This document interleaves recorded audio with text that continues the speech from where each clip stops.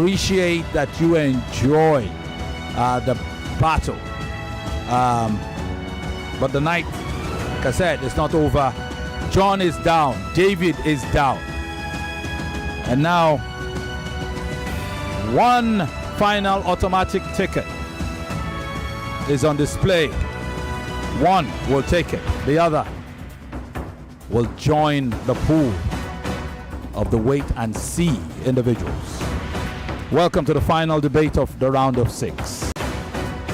In this battle, battle 49 in the series, on battle day 18, there are only 3 more nights of battles left and find battle 4. And there are 52 battles. So, meaning, 53? Well, there are 4 battles left. The 2 semi-finals after tonight, the 2 semi-finals, and the final and 3rd place. Let's meet the contestants for the last of round of 6 battles. In the red corner, blue corner, pardon me, battling out of Bagada, Lagos, is a Bayern Munich Man United fan, Bagada FC MFM fan. He's a teacher by profession. His nickname is Shags Gana or Sa Gana, depending. On Facebook, he's Shags Gana. On X, he's at Sir Gana 11. On IG, he is Shags Gana. And on TikTok, he is Shags_Gana 11. Lagos, make welcome for Godwin Ajay, aka Gana. Good evening, Lagos and beyond.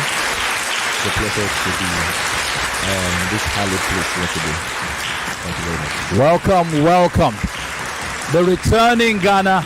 That was a close shave, wasn't it? Yes, sir. Yes. And thank you to the Lagos audience for bringing him back. It was between him and Cherish, and it was tight in the end. Gana is back for this round of 6. Are you ready to go? Yes. Shout out to Cherish Barry, Starboy. Starboy. I love that kid. All right. His opponent in the red corner, battling out of Ayoboy Kwaja, Barcelona and Chelsea fan. No time for local clubs yet. Palm J, they call her, or simply Palm. She's a presenter. She loves sports, and she's chasing her ambition on radio and on television. On Instagram, she is palm.j, always with a double Y. She's at Palm J on X, and on TikTok at Palm_J. Welcome to Pamela Jerome Ene. Welcome, Pamela. Thank you very much. It's always lovely being here, and I thank the Lord that I'm still here. So. When we return, it will be battle time. Good food, amazing people, lively music. Yeah, but the vibe is missing. I know what this party needs. Bartender, it's time for Seagram's Imperial Black Whiskey. Okay, sir. Guys, this is the vibe of Niger. Cheers! Every celebration needs an Imperial Black Whiskey. Seagram's Imperial Black Whiskey celebrates the vibe of Niger. Not for pregnant women and persons under the age of 18. Drink responsibly. Now so I did on my own. Now a message enter my phone. Fiam. I can't click Fiam. Now so my money for account go. Fiam. Hey. If to say na Airtel you dey use, them for first alert you before you click Airtel they identify spammers, then alert them customers with AI-powered service to make sure say you no fall mugu for wuruwuru scam messages. No charges, no subscription needed. Me self they go join Airtel. Fiam. Airtel, a reason to imagine. Success is like an aeroplane. You only see the graceful flight high up in the sky, but not the roaring powerful engines propelling it.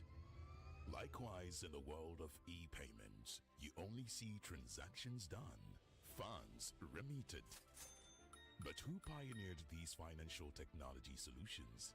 Well, you knew it as Value Card, now Unified Payments, Nigeria's premier financial technology service provider. Yes, it starts here. Find out more at www.up-ng.com.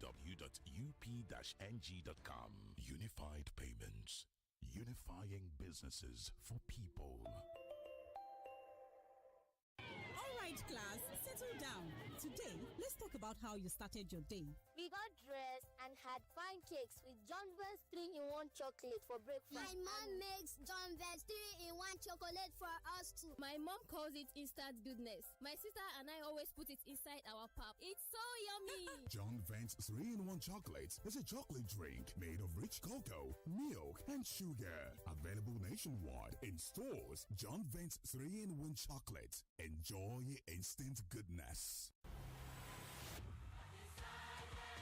There's a sound rising from Africa, a sound of worship, a sound of awakening. This is Tape 2025, the African Praise Experience. On Friday, the 11th of July, the city of Lagos will resound with praise as thousands gather at the Rock Cathedral Lekki for a night of glory. Join Pastor Paul alongside some of Africa's most anointed voices: Israel Houghton, Dunsin Oyeko, Nathaniel Bassi, Adeyinka Lasheori, Onos, Prince Emmanuel, Bidemi Olaoba, BJ Sachs, Gaze Baba, Eben, Mr. M in Revelation, Limo Blaze, Ima Oh My God, Minister GUC, IB Quake, and the Lagos Metropolitan Gospel Choir. Tape 2025. Be there. Friday, the 11th of July at 8 p.m. at the Rock Cathedral, Lekki. This is not just a sound, it's a signal that Africa is awakening to its divine destiny. Life can be anything, but make yours a party that never stops. With Desperados, the beer with a Latin vibe. Vibe out, let loose, and turn the heat all the way up. Because with Desperados, the party is wherever you want it to be. Grab a Desperados and ignite your party spirit. Desperados, beer with a Latin vibe. Enjoy responsibly. Not for sale to persons under the age of 18. Is that Alfie playing football in the rain? It's Toby Chio. My goodness. When did he grow up? That's it with kids, though. It's amazing how your child grows up before your eyes. Enable their thriving development with the new NanKid 4 with HMOs to support your child's development, probiotics, and high-quality proteins to support age-appropriate growth. NanKid 4. Nourish your child's potential. We're back. We're back. We're back. We're back. We are back. We're back on 99.3 Nigeria Info.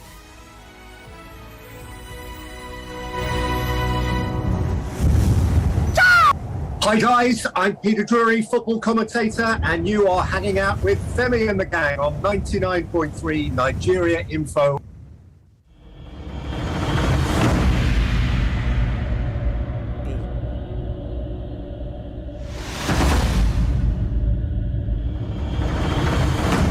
We feed you with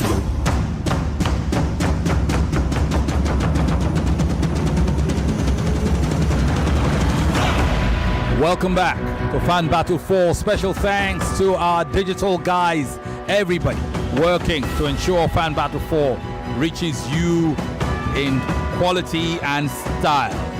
Femi the Pundit Taiwo is leading our live stream tonight as the digital team lead for the sports team.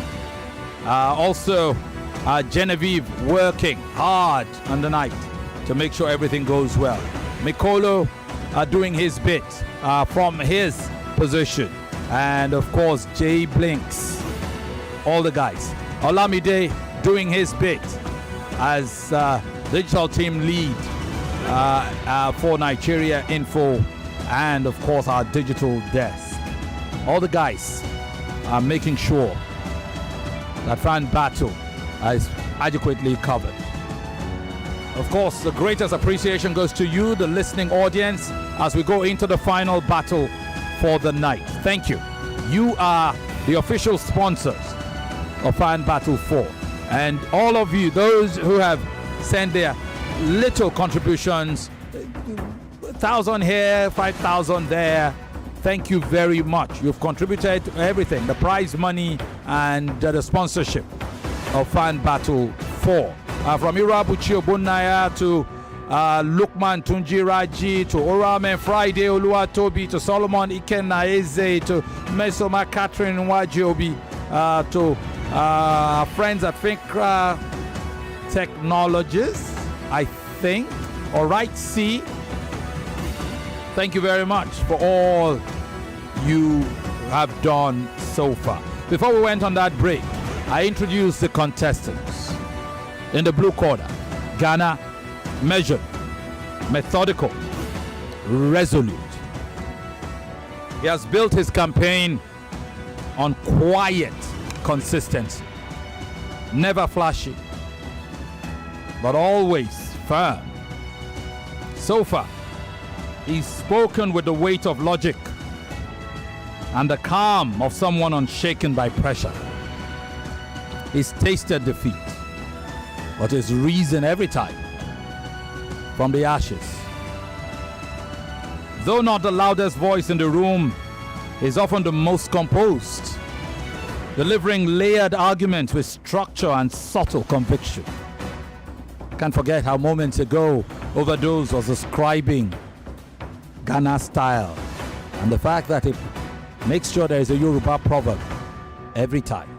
Will there be another tonight? We'll see. He narrowly escaped elimination.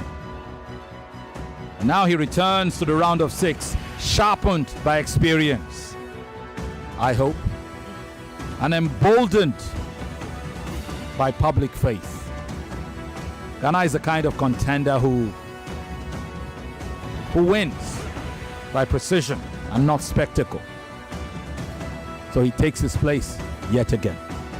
Pamela, on the other hand, electric, eloquent, fearless. She's carved a path defined by passion and presence. Whether confronting controversial topics or complex policy ideas, she blends intellect with intensity, often turning her round into commanding performances. Her tone has been assertive, her style dynamic, and her ability to rally emotion around logic makes her a standout. She's one of only 2 women left standing, and she's one of only 3 yet to taste defeat on Fan Battle 4. And every round has proven her as fierce as she is articulate. Pamela, the contender who wins by fire, not by fear. Welcome both of you yet again. What is the topic under contention? Can Africa win the World Cup? How? The FIFA World Cup itself, a prize that has long danced just out of Africa's reach. Yet the question isn't so much what I ask, if Africa can win, but how and when. Ghana, calm but calculating. I'm sure he'll bring the slow burn of strategy, of continental unity, developmental reform perhaps, and maybe technical elevation. Pamela, on the other hand, electric and unstoppable. So far, she'll probably channel the spirit of a generation bold enough to break barriers and rewrite the rules. Who knows? One thing is certain though, this is no mere debate. It's a vision for a continent's growing and crowning moment. One of them may hold the key to the greatest sporting prophecy of all time. The question is who? Ghana or Pamela? How can Africa win the World Cup? Ghana, you start. And for 3 minutes, you'll have your opening salvo. Are you ready, brother? Yes, sir. Your clock is set. Your time starts right now. Good evening, Lagos. Pele once predicted that Africa would win the World Cup. He said Africa would win it in the 2000s. Later, he pushed it to 2010.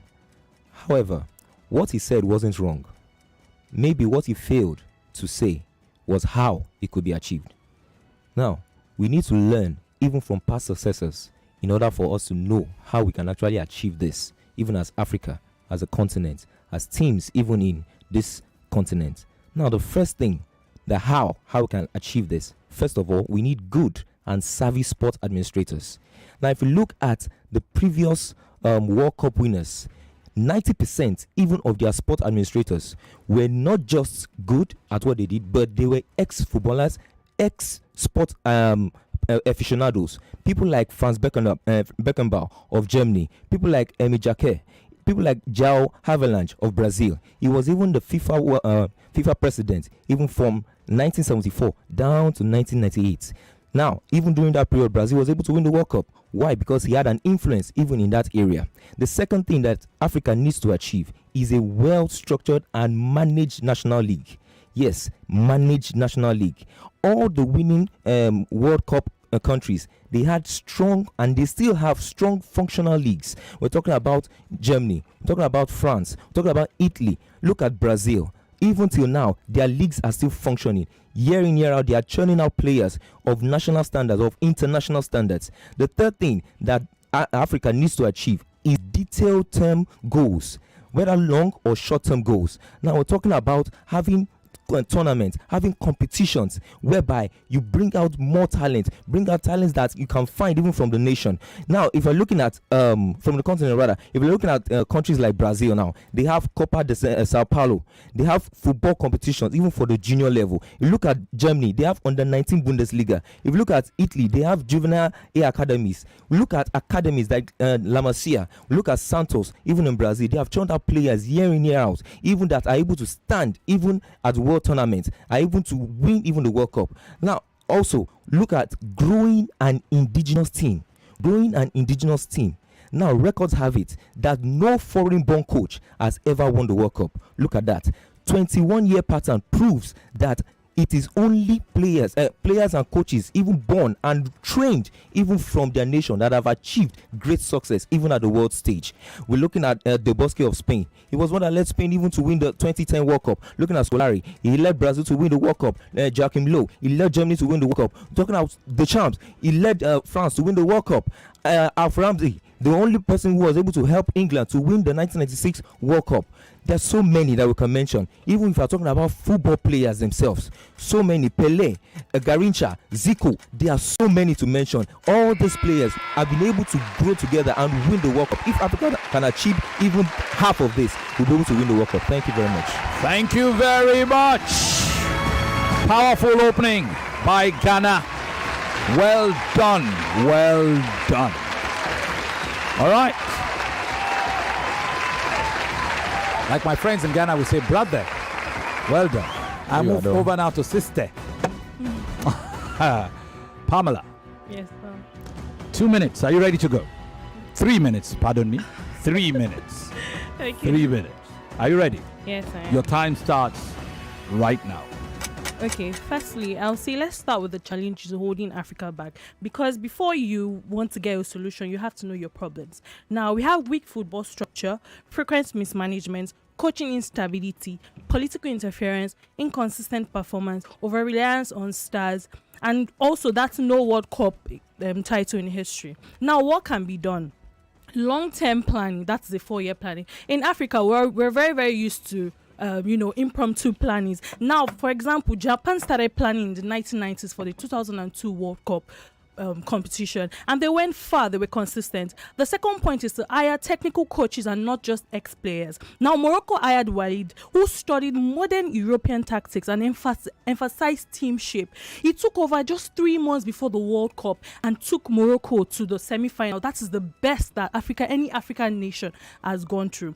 Now, even Aliou Cisse took Senegal to the AFCON 2022 win and the round of 16 at the World Cup. Contrast with many nations that hired retired players without coaching experience or qualification. We need to recruit diaspora players. Morocco also, recruited players. 14 diasporan players came. Examples, Ziyech, we have Nazuri, we have Bufal, and so much more. Now, in Nigeria, Ghana, DR Congo, we have large diaspora pool in England, France, Belgium, and Germany. Now, look at Musiala for an example. When he was conflicted on who to play for, the NFF made no serious approach or public effort to recruit him. Same as Mbappe and Dembele. When they wanted to play for Cameroon, they were asked to bring bribe before they'll be able to play for their nation. Look at them doing so great for France and in France. Now we need to develop elite local academy. Now in Ghana, we have the Right to Dream that has produced so many players for big clubs. We have the Dembas, that's in Senegal, that has helped develop players like Gray.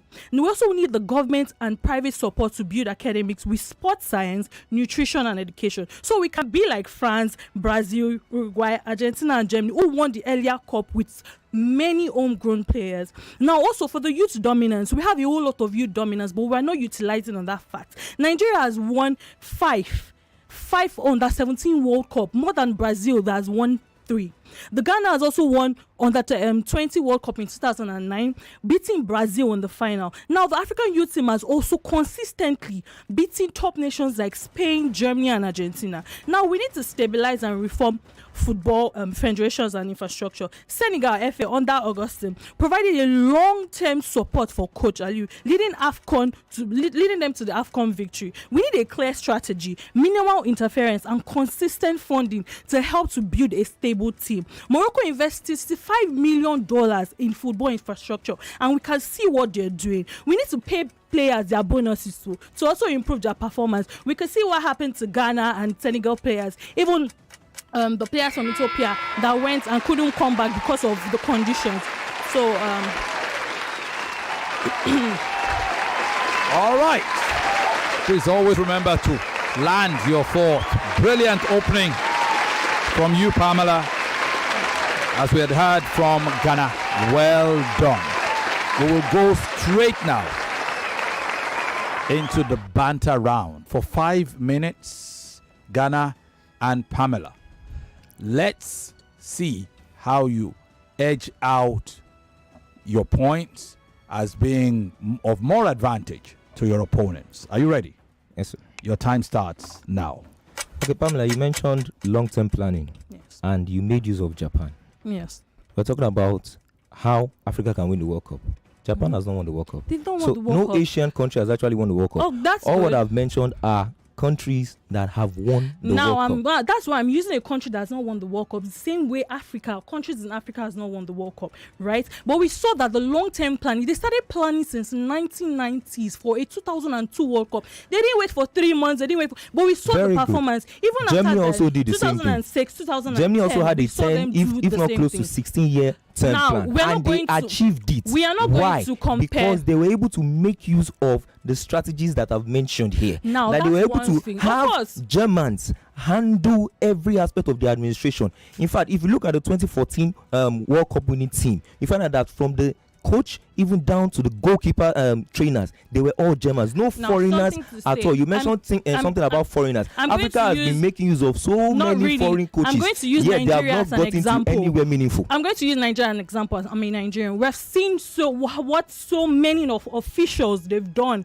in the federation in football for Nigeria, to the point where no Nigerian ref was called for the AFCON, because I'm so sorry to say, but because they're not reliable enough. So if your national people, if your countrymen are not able to do something, of the fact that you don't have because you want to be savvy sport administrators in that position. Yeah, that's what I'm saying. We can have the good and savvy sport administrators that are not Nigerians, Nigeria has had people who are not sports inclined. Imagine the Cameroon sports directors compared to countries that have won the World Cup. You have people who have actually played the game, who actually understand the game, people who have actually led positions in terms of football, that they have an understanding of it. Nigerians have just been having politicians, basically. They don't have passionate people, even for the game, for the football match, for the players. They don't have interest. That's why whenever Africa goes to the World Cup, Ghana will go to the World Cup, they say that they don't have money to give them. For what sake?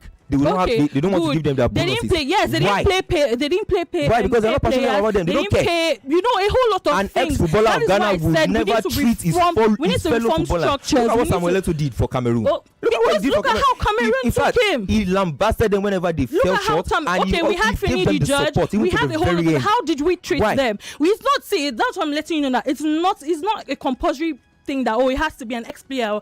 No, if the ex-players are not able to so far the records have shown that it is ex-players or it is people who are actually more patriots, more really passionate about the game than politicians. Exactly why I said people don't really have an understanding of the football or football dynamics. For example, I might be passionate to do something for Nigeria, but I'm coming look at the infrastructure where I'm supposed to train players. Then now it is rainy season for an example. Everywhere is flooded. I can't train players, and then I'm getting a better offer abroad. You think I'm not going to take it? I might be patriotic, but the circumstances and the country. You can't force players. You can only entice or you can only encourage them. However, how am I going to entice and encourage them when they're not doing anything? Good sports administrators, people that actually love the country, people that actually love the game. They must not be your countrymen. Has not necessarily had they must not be your countrymen. Actually, who are that invested. Now, if you bring a foreigner, look at what Nigeria has gone through now. So many foreign coaches you have brought to Nigeria. We have heard so many scandalous news that they don't want to stay in Nigeria, they don't want to collect Nigerian money, they don't want to do this, they don't want to do that. Why? Because they are not connected even to the country. They are not connected even to Africa.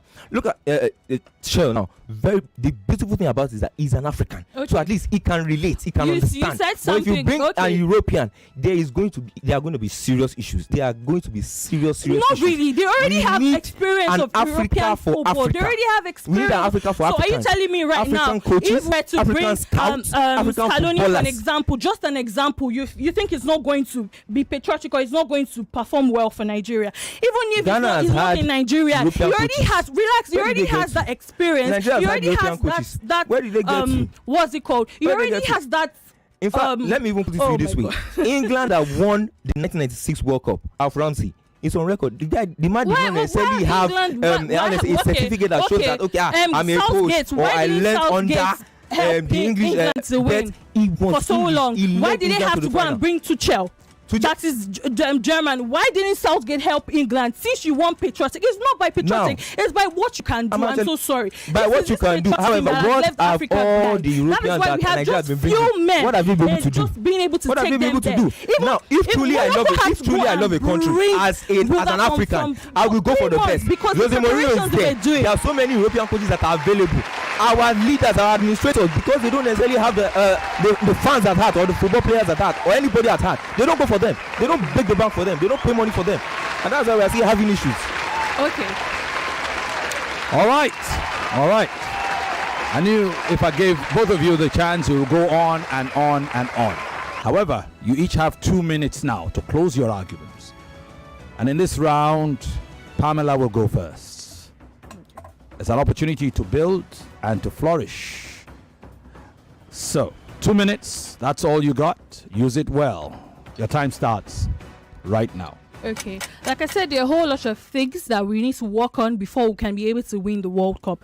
Like now for the academics, like I mentioned, we don't have any academics. You mentioned the National League. Even countries with National League in Nigeria, they've not been able to do well. The only country with a good national league is Egypt, and they've not gone really far in the World Cup. So there are a whole lot of things related of national league, patriotism, and a whole lot of that. Now, like I earlier said, this inconsistent performance is something we need to work on. Look at how Nigeria performed in the AFCON, but look at them not being able to qualify for the World Cup. That is something we really need to work on. There are a whole lot of things to work on. The federation, the salary system, a whole lot of things that we need to work on. I feel that Africa can actually go far in the World Cup. There are African nations that can go far in the World Cup. Right from time, Africa has been seen that, just a mediocre continent, but we have shown them only Morocco beating teams like Spain, beating teams like Belgium, beating teams like Portugal to get into the quarterfinal, into the semi-final was something to write home about. We could use them, we could use their system as a point for us to develop Africa as a whole. Yes, one this thing is not a solution, but that has been enough because for so long that has been the only team to achieve this.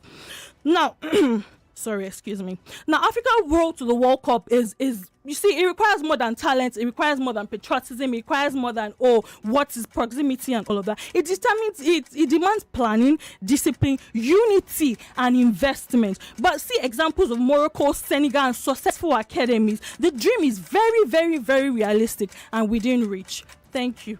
Thank you, she says, and we are indeed appreciative of that performance. Thank you very much. Pamela rests her case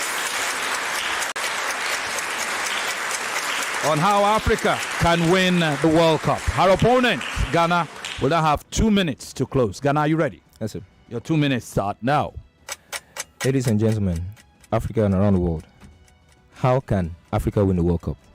Let me give you 2 more points. Have a football style. Brazil is known for ginger style. Ginger has won Brazil 5 World Cups. We are very familiar with that. Catenaccio, that's for Italy, has won them 4 World Cups. England wingless wonder has at least won them a World Cup. Tiki Taka has won Spain the World Cup.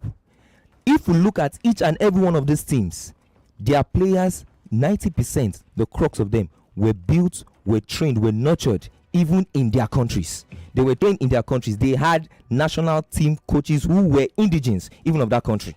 Now, another point, adequate preparation, investment, finance, even by people who actually love the country. Administrators who actually have the interest, even of the country at heart, not politicians. No, not politicians. We need people who are actually patriots, who actually love the game, who are passionate about the game.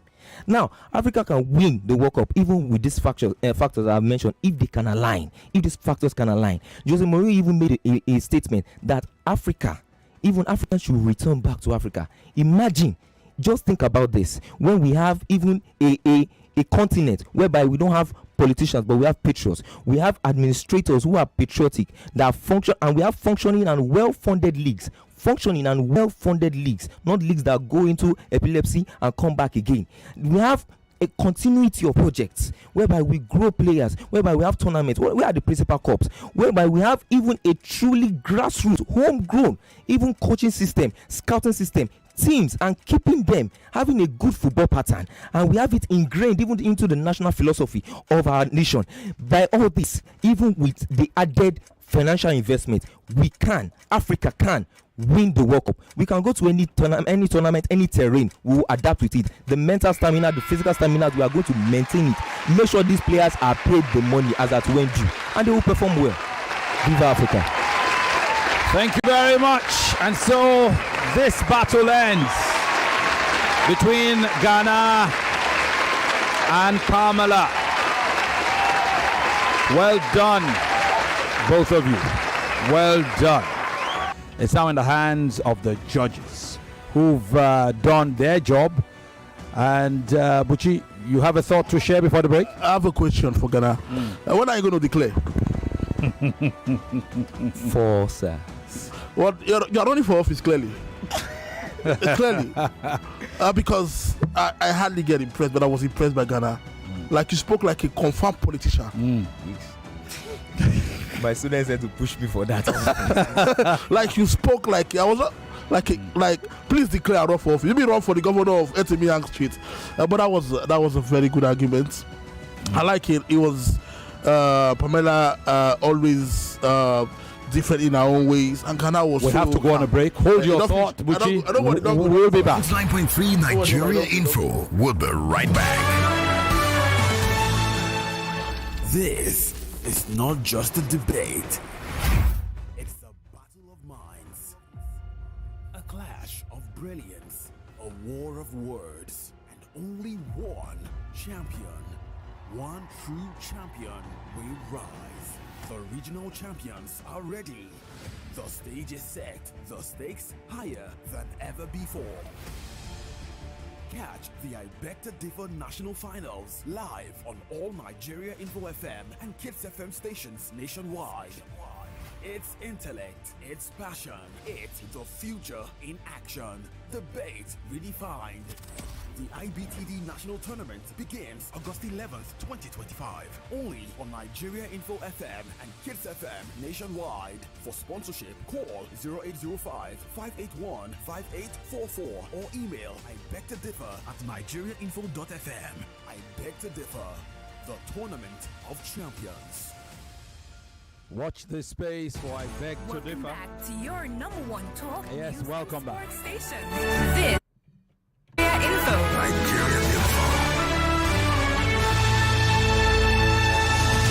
Thank you, and indeed, welcome back. And interesting, just before with the break, Buchi was sharing his thoughts about what he felt about the battle. Thank you very much, Buchi. Yes, we're entering into I Beg to Differ season. It's in August. It's August 11th for the entire month. I think it will end early in September.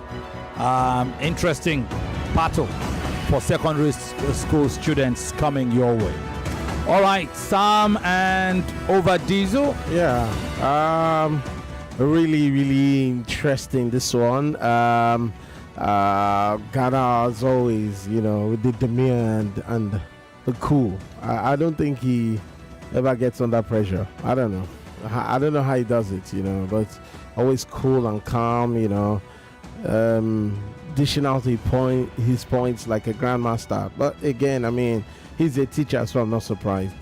For Pamela, really brought everything out, but I expected the example of African players who have nationalized to other countries. I mean, if you were to bring them all back, which was, of course, something that Gana alluded to when he talked about Mourinho, saying African players should go back to Africa. I mean, look at Zinedine Zidane, Paul Pogba, N'Golo Kante. Look at players that have, nationalized and are playing for other countries rather than Africa. And that's why a lot of people say if those men didn't have to nationalize to other countries playing for their original countries in Africa, then maybe Africa would have won the World Cup. But I love the Morocco example. Of course, it's clear for us to see. But again, I mean, spirited argument. But I don't know what really happened to Pamela today. I don't know. She really wasn't in her elements. But I mean, I'm gonna drop your George and my scorecard reflects that Ghana, of course, as always, making things happen. So yeah, let's go. Let's go. With the traffic, not the big set. I'm going to turn off your mic. Don't mind him. Sam. Okay. Sam will spare his thoughts for this moment, which takes us to the scorecard. So for this final battle of the round of 6, I will flip it. I will start with the scorecard of Sam. Sam scores this battle 10-10, 10-10, 10-9 for 30 to 29 points. 30 to 29. Buchi scores it 10-9, 10-9, 10-9, 30 to 27. Overdose scores it 10-10, 10-8, 10-9, 30 to 27. All for your winner. By unanimous decision. 90 to 83 points. Congratulations, Godwin Ajay, aka Gana. Well done, Gana. Thank you, sir. Snatched from the fire of defeat and elimination, you come back roaring, a raging inferno. Well done. Thank you very much. Wow. Okay. If you call you the shave, not at the shave, I work the shave. Clean shave. Noted, sir.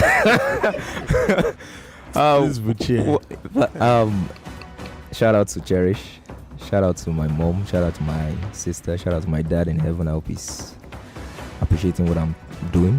I'm thankful. This debate.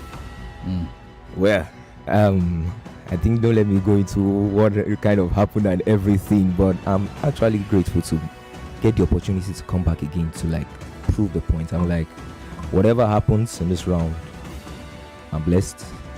I'm appreciative of the opportunity, and I have been giving my best, but this one I'm like, oh no, I want to like lay it all down. I don't want to have any regrets. Like, let me just go for it and everything.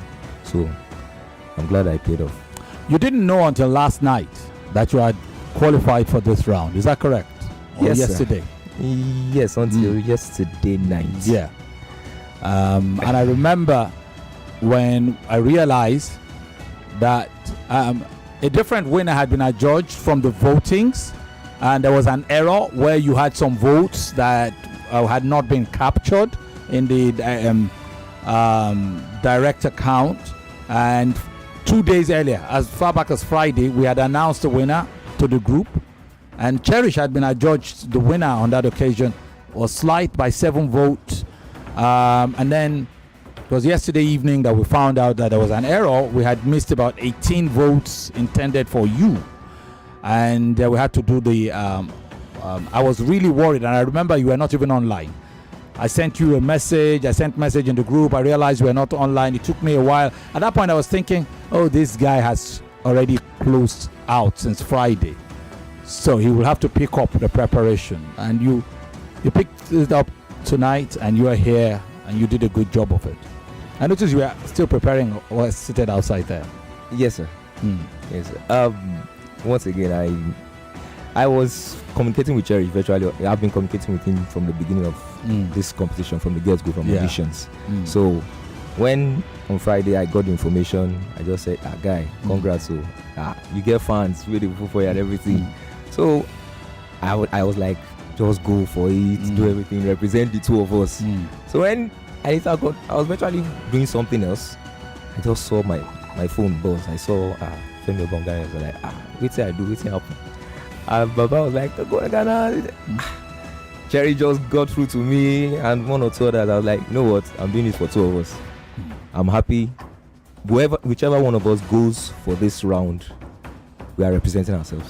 So I'm glad. And thank you for what you did for him as well. I won't say that. Well done. Well done. Don't thank me yet. I will look forward in the future, and then maybe when him, alongside other members of this Fan Battle 4, have grown to full stature in the sports broadcast landscape, then perhaps you can thank me, and we can thank God. Well done. Congratulations to you. Pamela, my Pamela, look how far you've come without tasting defeat. This is your first loss of Fan Battle 4. And again, I was saying this. I was even having a conversation with Charles. You and Charles are usually the earliest birds. When you have a battle, you come in early. You come earlier even than Charles, who's usually very early. Today was the exception. What happened? A lot of things. I actually knew I was going to lose today. I even sent you a message because first of all, I didn't come early. Then second of all, I was in traffic for more than 2 hours. I already gave up. Probably just give him the spot.